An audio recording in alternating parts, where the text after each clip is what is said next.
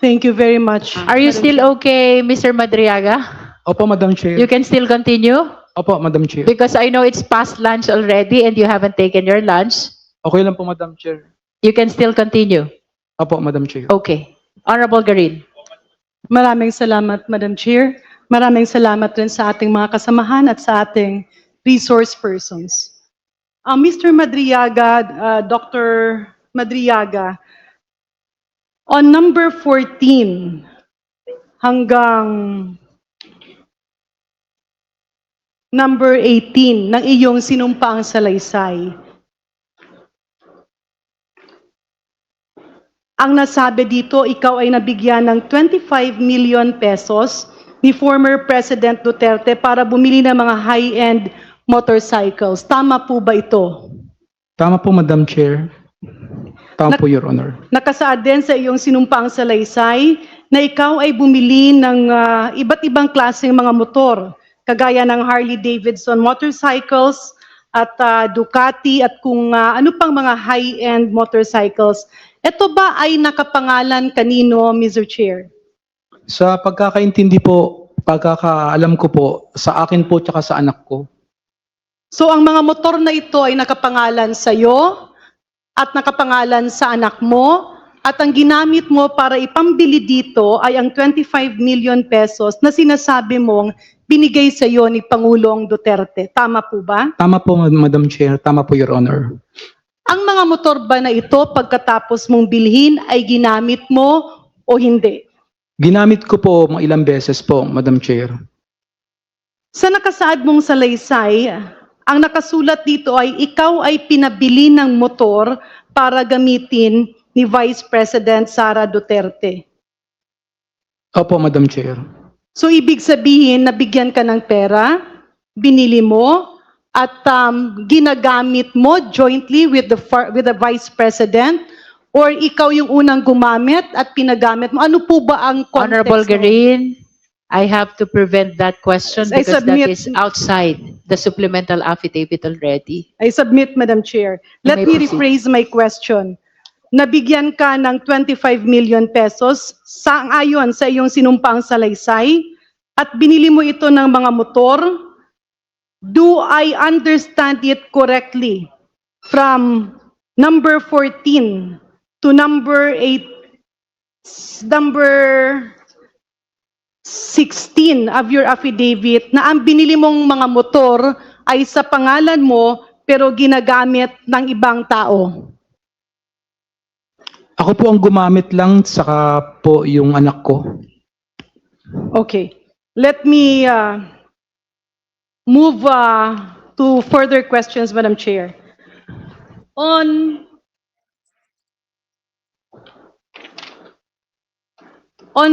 number 19 to 22, sa iyong sinumpaang salaysay, Mr. Madriaga, ito po ang salaysay mo na sinasabi mong ikaw ay naatasan at tinawagan para ipalabas ang isang equipment sa Bureau of Customs. Do you confirm this? Opo, Madam Chair, I confirm it. At ang sinasabi mo na ipinapalabas sa iyo ay nalaman mong merong lamang hot item. Do you confirm this? Opo, I confirm, Madam Chair. Ano po ba ang ibig sabihin ng hot item, Madam Chair, Mr. Madriaga? Sa pagkakaunawa ko po, ang hot item po ay mga contraband. Those are prohibited by Customs Authority to be. Can you give me an example of a hot item? Or Honorable Garin, we have to I prevent that submit, question. Madam Chair. Let me rephrase my question. Nakalagay dito sa iyong sinumpang salaysay that later on you learned that the context of the magnetic lifters were actually shabu worth 4.3 billion pesos. Do you confirm that this is the same magnetic lifters that were released in the newspapers at the same time? Honorable Garin, that is a probing question already, and I think Mr. Okay. Madriaga is not competent to answer that question as well. Okay, so, I submit, Madam Chair. Let me move to page 6 of Mr. Madriaga's affidavit. Nakasaad rin dito na ikaw as you claim, served as a dummy for the transfer of large amounts of money. Do you confirm this? Opo, Madam Chair, I confirm. At dito rin sa iyong nakasaad na sinumpaang salaysay, ikaw ay nagsabi ng mga bangko kagaya ng, if I may, Madam Chair, China Bank Legazpi, China Bank Maine, China Bank Ayala, PNB Makati, Anon Bank in Pasig, Anon Bank in a mall in Lubao. Ang ibig po ba sabihin nito, itong mga bank accounts na ito ay nasa pangalan mo, Mr. Madriaga? Opo, Madam Chair. At nakasaad din sa iyong sinumpang salaysay na pinapahintulutan mo ang Kongreso na hingiin at buksan ang laman ng mga accounts na ito? Opo, Madam Chair. Madam Chair, if I may, medyo mahaba-haba ka sa iyong portions na ito. Nung sinabi niyo pong dummy, ginawa kayong dummy, I permitted, Madam Chair, because it is mentioned in his affidavit, to ask a dummy of whom? Because it is in his affidavit. Mr. Madriaga, I think you mentioned that already in the Yes. affidavit. Opo. So just state what is included in your affidavit. Yung dami po, yung parang pinadaan lang po sa akin yung pera kasi hindi ko naman po pag-aari yun. Nino po. Ni Presidente Duterte po.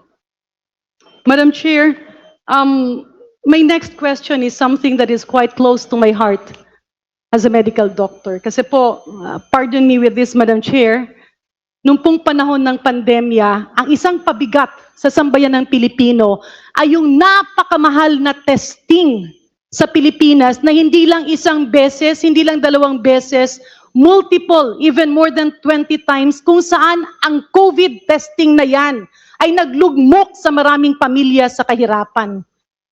It was a very bad news, Madam Chair, nung narinig ko yung Pharmally. Dahil sa pagkaalala ko, nung ito'y iniimbestiga ng Senado, ito ang isa sa mga kumpanya na bumili ng milyon-milyong testing kits na nakaabot ng bilyong-bilyong piso na inutang natin. At medyo ako'y nasasaktan, Madam Chair, nang mabasa ko dito sa supplemental affidavit na again, andi dito na naman yung allergic tayong pakinggan. The word Pharmally. Can Mr. Madriaga confirm nang sinasabi niyang Pharmally na kumpanya sa kanyang sinumpaang salaysay is the same company that was investigated by the Senate of the Republic of the Philippines? I think Mr. Madriaga is not competent to answer that, so we will just have to confine to the statement of Mr. Madriaga about the mention of Pharmally in the affidavit. I submit, Madam Chair, in number 38 of his affidavit, he mentioned Lin Wei Xiong, the financial officer of Pharmally Pharmaceuticals, who called him directly to coordinate the turnover of 175 million pesos. Can Mr. Madriaga confirm this? Yes po, Madam Chair. If I may, Madam Chair, dahil nandun sa kanyang affidavit na siya ay natawagan, nakakapagtagalog po ba si Mr. Lin Wei Xiong? That is a Masikonte. probing question already, DS Janet Green. Yeah, but Madam Chair, I wanted to establish kasi ito tinawagan at naharap niya. Nonetheless, please confine to what appears in the affidavit. Yeah, it appears in the affidavit, Madam Chair, that Mr. Lin Wei Xiong asked him, where will the money be used? It also appears him that he was told to directly coordinate at mismong nakita niya si Mr. Lin Wei Xiong, whom if I recall, is the same person as Mr. Alan Lim during the previous congressional hearings. That's why it's very important, Madam Chair, because this was a question that was left hanging before, whether the communication tool between those involved and that of the Chinese people involved is who. Kaya etong dito, kapag siya'y nakakapagtagalog, malamang pong maririnig natin dahil nakaharap ni Mr. Madriaga specifically in delivering 175 million. Honorable Green, that question was left hanging in the Quadcom investigation. This is a different forum, so please confine the clarificatory questions to what already appears in the supplemental affidavit. I lament, but we have to prevent that question.